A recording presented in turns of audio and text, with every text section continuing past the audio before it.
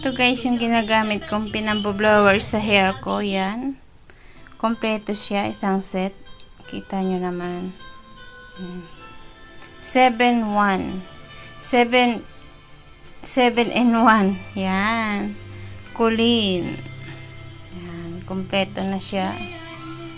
Blower. Yan. Mayroong mga brush. May suklay. Yan. May pangkulot-kulot na rin. So, yun lang guys. Share ko lang sa inyo. Yan. Matagal ko nang nabili to guys. Ngayon ko lang ulit nagamit dahil short hair na tayo eh. Ayan. Siyempre, pag may short hair, may gamit tayo dyan. Iba rin yung pang long hair ko. Yan lang guys.